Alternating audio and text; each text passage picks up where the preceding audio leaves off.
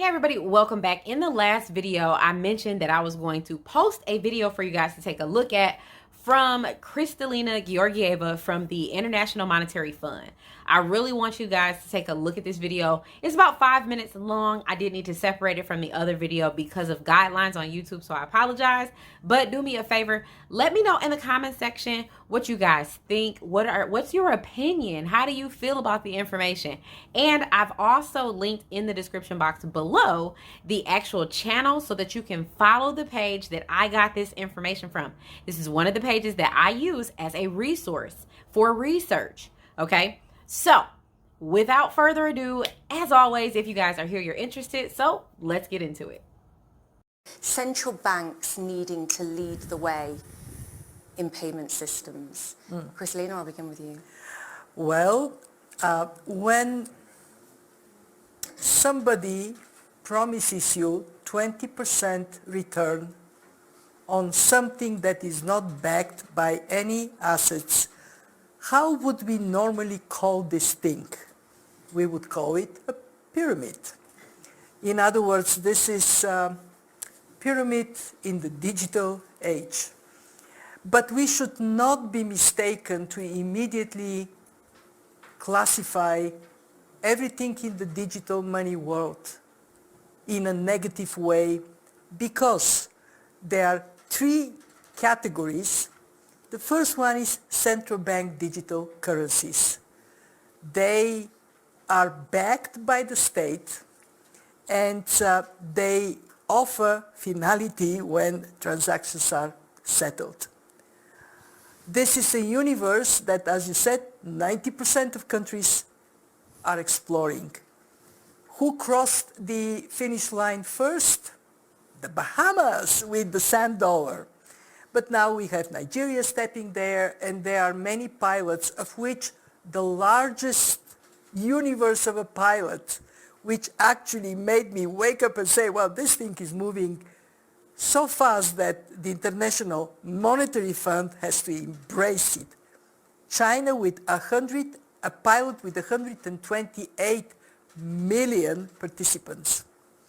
Now, the second group, these are the stable coins. Some of them deserve the name because they are backed by assets, and when they are backed by assets 1-to-1, they're really stable.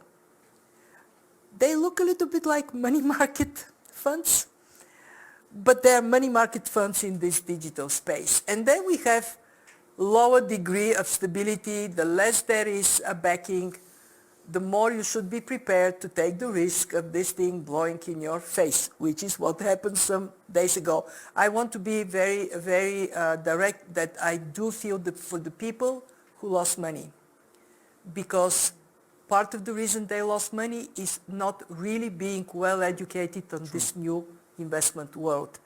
And I want to go to the third universe, the crypto that is really not pretending to be backed up by anything, not designed to be backed up by anything. It is really the trust that is built in a way that brings value. It is an investment class. When we say, I always get upset and then I get occasional hate tweets, when I say that Bitcoin may be called coin, but it's not money. Why? Because a prerequisite for something to be money is to be a stable store of value. So you actually can plan around it. And when the first country embraced Bitcoin, and I was asked what did we think at the fund, I said, well, it's a sovereign decision, doesn't make it a good decision. And now we have another country that You actually said to me, just that. because you can doesn't mean you should. Yes. And I'll never forget that. But Yes, that's very true. So my point here is that there are very important responsibilities for the central banks and also for other regulators of financial services, regulators of this asset class, to make sure that everybody can step into this world with some confidence that we understand that for CBDCs, the biggest question is interoperability. How are they going to connect to each other? But for stable coins, for crypto assets, it is responsibility for some regulation and financial education. I would beg you not to pull out of the importance of this world because of what Julia said. It offers us all faster service, much lower cost, and more inclusion. But only if we separate apples from oranges and bananas. And that is our job. We have a huge responsibility to do it well. Now, listen, I hope that you found some value in that information.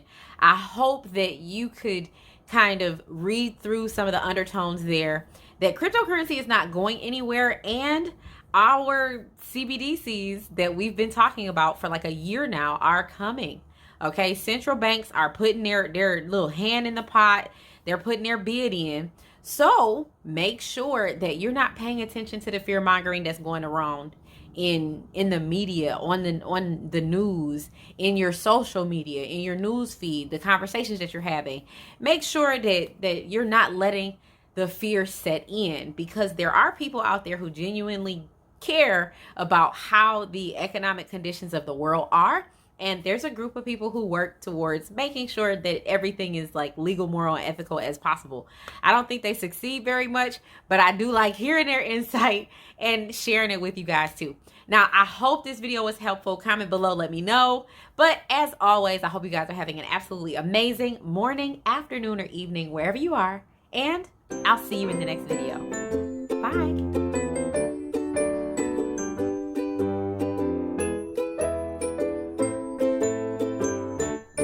Oh yeah, that's my Christmas tree.